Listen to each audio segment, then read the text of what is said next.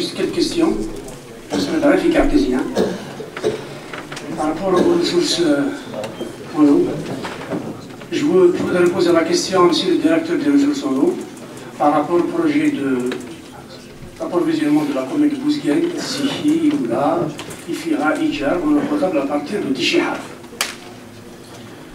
Alors qu'il y a quelques jours, on a entendu la radio de Tizi Ouzou que le problème des oppositions a été levé.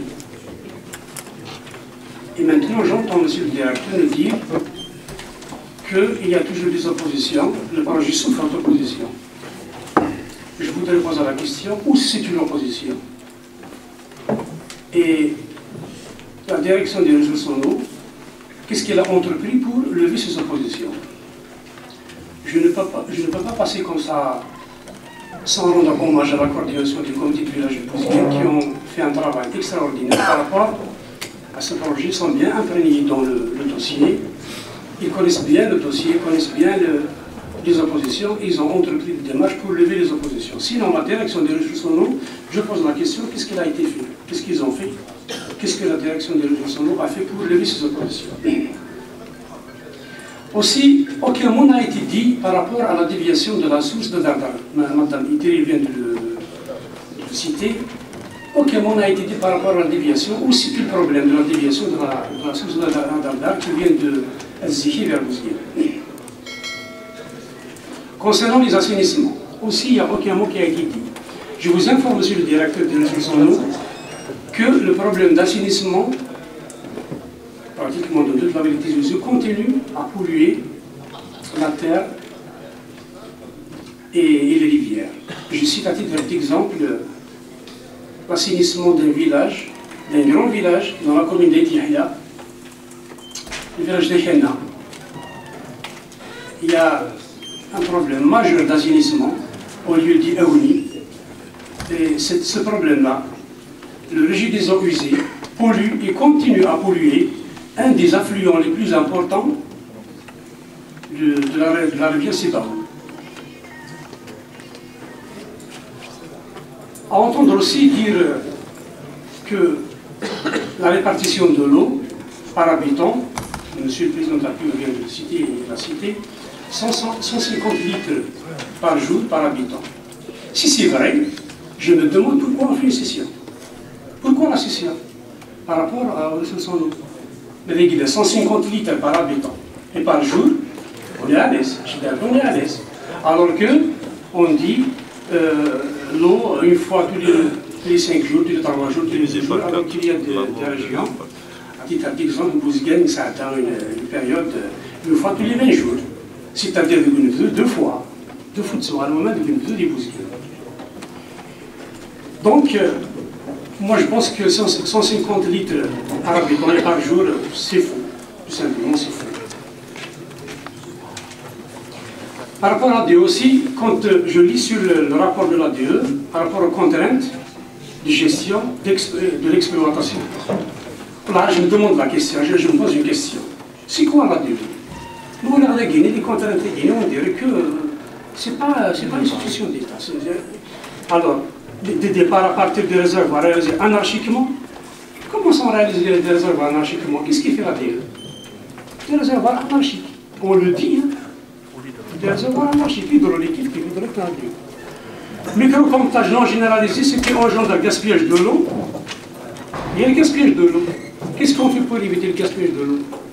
Agression des réseaux et vol d'eau, piquage illicite, opposition des propriétaires, manipulation des vins par les tiers. C'est-à-dire, est-ce que vraiment l'ADE existe? Moi je pose la question, est-ce qu'il existe l'ADE, est-ce qu'il existe l'hydraulique?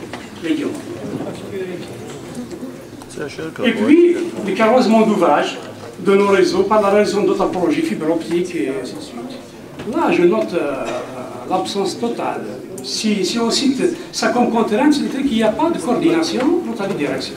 Il n'y a aucune coordination qui se fait entre les directions. C'est-à-dire qu'on a la fibre optique, c'est bon. Et puis, les pertes d'eau. Les pertes d'eau, je cite un exemple. Bon, il y a, durant le monde à passer, j'ai interpellé le directeur de l'hydraulique par rapport à des pertes d'eau, même l'ADE, par rapport à des pertes d'eau, notamment à Azazga. Je vous dis sincèrement, il faut. Le monde est égal, peut-être là, j'ai pris des photos. J'ai discuté avec le directeur hydraulique, avec l'ADE. J'ai pris des photos, des vidéos. J'ai envoyé par Messenger la fuite d'eau, 4 ans. 4 ans de cherchant le moment de gaz.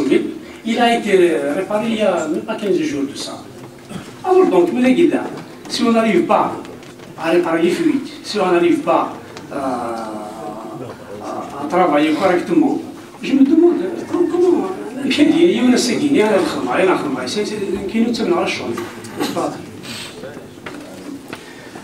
Encore donc, je voudrais poser la question à monsieur le DTP. Durant le monde j'ai posé la même question, je la repose aujourd'hui. Je sais que la réponse elle est différente, c'est sûr, notamment au pont d'Azara. Par rapport au pont d'Azara, le monde que j'ai posé la question, c'est que moi je pense que c'est du bricolage. En effet, parce qu'il y a mort dans le village, là où il y a Moussa de Zara. C'est fini, il y a un carrosse, il y a un jeune dîner, donc il y a quand même un mort dans. Donc, c'est du bricolage. Peut-être qu'il a craqué le dîner, non, c'est du bricolage, et le temps m'a donné raison. Et c'est que je pose la question, dans le projet du pont d'Azara, parce qu'il y a un pont, on n'a pas encore. Est-ce que le marché a été donné dans mes ailes? Donc je pose la question par rapport au pont d'Azara. Monsieur Louali, concernant la ville de Ain Hammam,